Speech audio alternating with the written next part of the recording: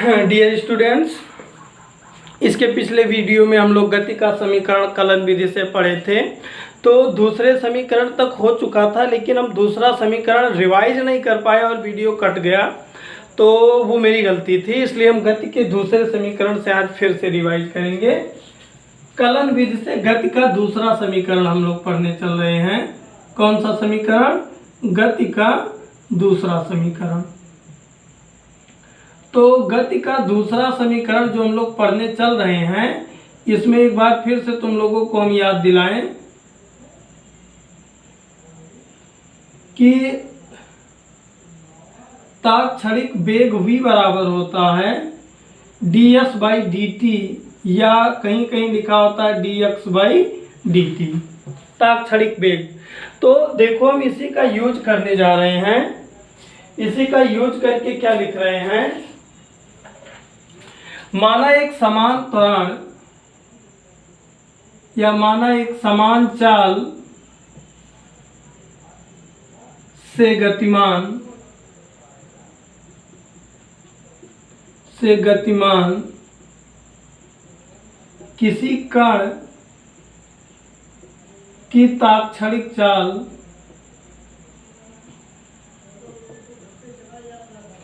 v equal to क्या है? ds/dt। तो अब क्या कर दो, यहीं से काम शुरू, क्रॉस मल्टीप्लाई कर दो, तो क्या होगा? v dt is equal to क्या? ds।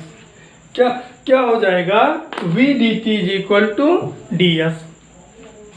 अब देखो, यहाँ जो v है, यहाँ जो ये v है, हम लोग गति के प्रथम समीकरण से, किसके? गति के प्रथम समीकरण से पढ़े v इक्वल टू होता है u प्लस at।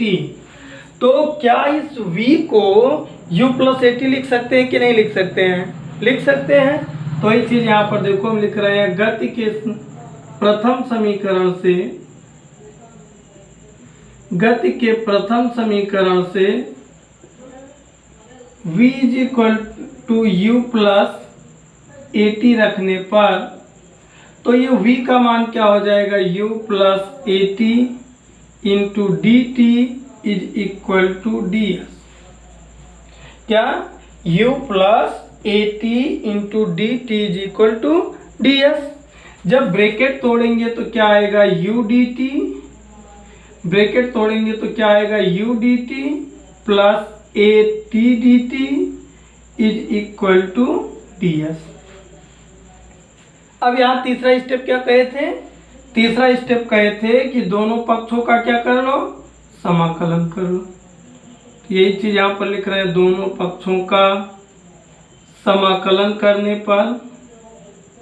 तो जब दोनों पक्षों का समाकलन करोगे तो क्या समाकलन का सिंबल बन जाएगा? u dt plus at dt और प्लस इंटीग्रेशन ds। दूसरा समस्या होता है, तुम लोगों को d के साथ जो लिखा है वही अंदर आ सकता है, मतलब यहाँ t रह सकता है, यहाँ t रह सकता है, यहाँ s, तो u तो बाहर आएगा, हो जाएगा u into d t plus a t d t is equal to d s. Limit की बात होती है, नीचे वो मान रखा जाता है जो सबसे छोटा हो उसका। यस क्या है? दूरी या विस्थापन मान लो। विस्थापन का सबसे छोटा मान क्या होता है? 0, लोअर लिमिट 0। सबसे ज्यादा पता नहीं कितना चल सकता है, इसलिए हम यस मान लिए।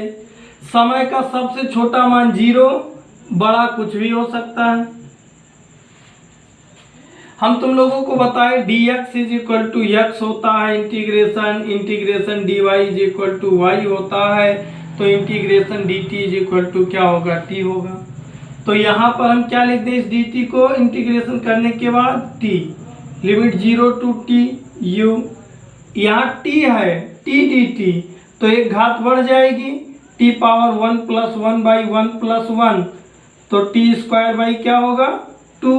तो यहाँ पर प्लस ये बाहर हो गया, t dt के जगह पर हो जाएगा t square by 2, limit 0 to t, और इस ds का क्या हो जाएगा? S, limit 0 to s. लिमिट तोड़ने का तरीका भी बताए थे। लिमिट तोड़ने के लिए पहले उस वैल्यू की जगह पर अपर लिमिट रखते हैं, फिर लोअर लिमिट।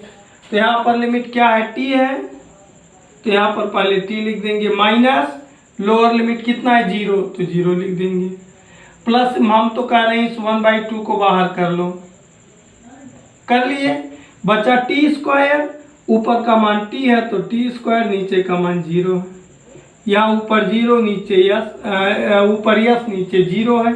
सॉल्व करेंगे तो यहाँ आएगा क्या, यू टी, यहाँ आएगा plus half A T square, और इधर क्या बचेगा, यस। यही क्या है, यही तुम लोग जानते हो गति का प्रथम समीकरण है। यही क्या है, गति का प्रथम समीकरण है। तुम लोगों को बहुत अच्छी तरीके से मालूम है, कोई डाउट नहीं।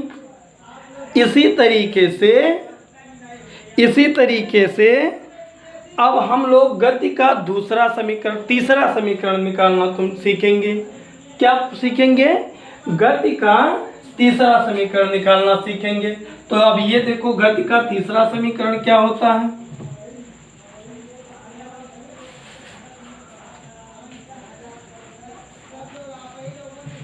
देखो क्या, गति का तीसरा समीकरण,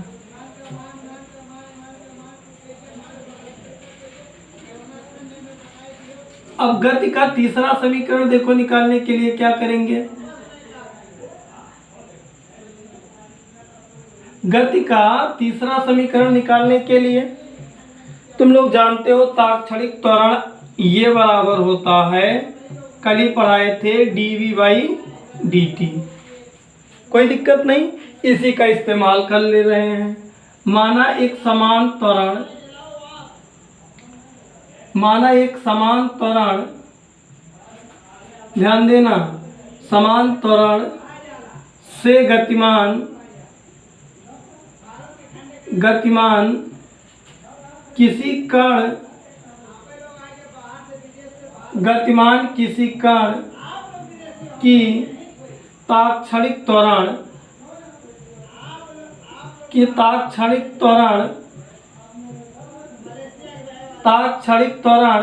alpha a is equal to क्या होता है, dv/dt। तात्क्षणिक त्वरण क्या होता है, ए इज इक्वल टू dv/dt। अब यहाँ पर देखो हम थोड़ा सा इसमें चेंजिंग कर लेंगे, और चेंजिंग करके देखो हम निकालेंगे क्या। अगर हम इसको बहुत बारीकी से देखना, अगर हम इस dv/dt को ऐसा लिख दें, त्वरण a is equal to dv/dx into dx/dt, तो कोई असर पड़ेगा, ये देखो dx कैंसिल हो जाएगा, समीकरण पर कोई भी असर नहीं पड़ेगा, लेकिन हम लोगों का बहुत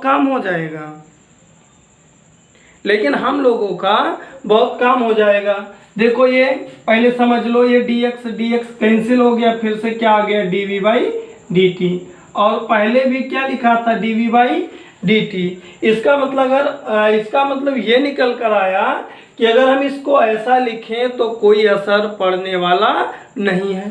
तो हम क्या किए, ये जो त्वरण तात्क्षणिक आया था a is equal to dv/dt, इसको हम ऐसा लिख दिए, त्वरण a is equal to dv/dx into dx/dt। तुम लोगों को अभी हम पढ़ाए हैं कि वेग v बराबर तात्क्षणिक वेग, तात्क्षणिक त्वरण ए बराबर पढ़ाए हैं ds/dt। ध्यान देना, ये त्वरण पढ़ाए हैं नहीं, वेग पढ़ाए हैं, ds/dt या dx/dt। तो ये देखो इसको हम v लिख सकते हैं, तो यहाँ पर लिखेंगे v is equal to dx/dt रखने पर, तो ये आ जाएगा a इज इक्वल टू, इसकी जगह पर हो जाएगा v इंटू dv/dt। अगर तिरछा गुणा कर दें तो ये v इधर चला आएगा, क्रॉस मल्टीप्लाई कर दें तो होगा a dt is equal to v dv। फिर वही काम, समाकलन कर दो, लिखोगे दोनों पक्षों का दोनों पक्षों का समाकलन करने पर, तो यहाँ पर देखो integration a d t is equal to v d v. A को बाहर आना पड़ेगा क्योंकि डी के साथ टी है, यहाँ वी नहीं बाहर आएगा क्योंकि डी वी है। वेग का लोअर लिमिट प्रारंभिक वेग होता है, अंतिम अपर लिमिट अंतिम वेग होता है। टाइम का नीचे 0 ऊपर, देखो डी टी का क्या हो जाएगा t, lower limit 0 upper limit t. V का क्या होगा v square by 2, lower limit u upper limit v। यहाँ पर देखो लिमिट को तोड़ो t माइनस 0, यहाँ 1/2 को बाहर कर दिया और फिर लिमिट तोड़े, ऊपर क्या है v तो हो जाएगा v स्क्वायर, नीचे क्या है u तो हो जाएगा माइनस u स्क्वायर।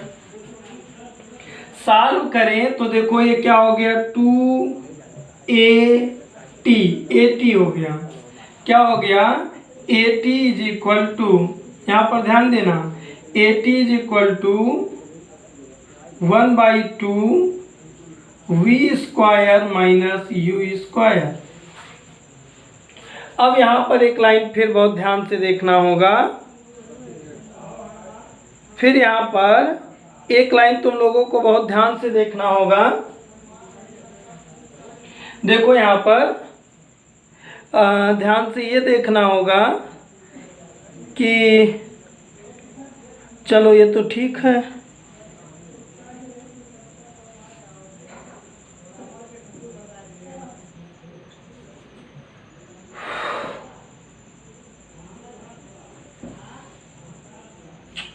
ओहो देखो गलती क्या हो गई, सॉरी ये गलती देखो क्या हो गई, यहाँ पर क्या है dv बाई dx है और हम यहाँ क्या लिखे हैं, देखो गलती हो गई है, यहाँ x है और यहाँ लिखा क्या है t।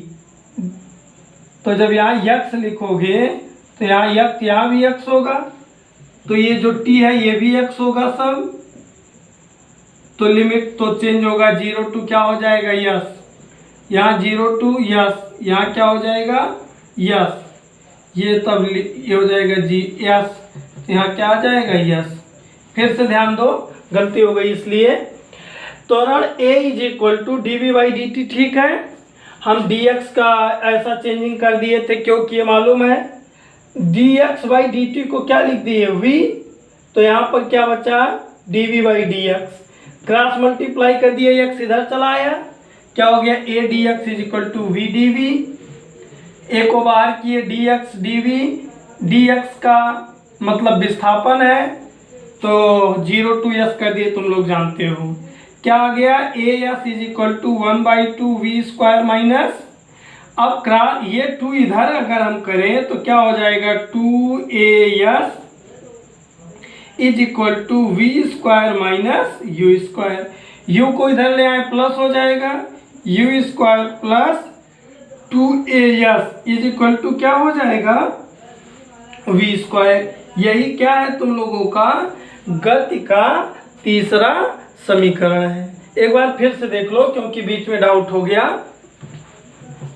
यहाँ पर देखो यहाँ तक तो कोई डाउट नहीं, हम मान लिए हैं कि में कोई कण एक समान त्वरण से गतिमान है, क्या मान लिए कि कोई कण एक समान त्वरण से गतिमान है जिसका तात्क्षणिक त्वरण a इज इक्वल टू क्या है dv बाई dt है।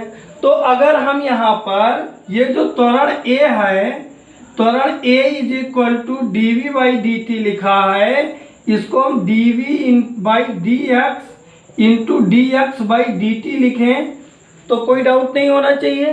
देखो dx से कैंसिल हो जाएगा, ऊपर बचा है जो कोई डाउट ही नहीं वही मिला, यानी कि हम लिख सकते हैं।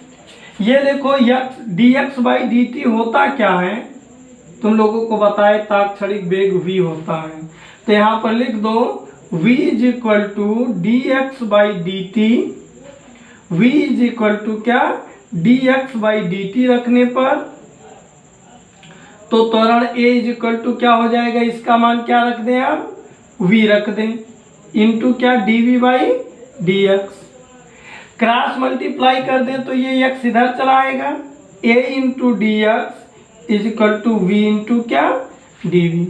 अब क्या कर दें, समाकलन कर दें।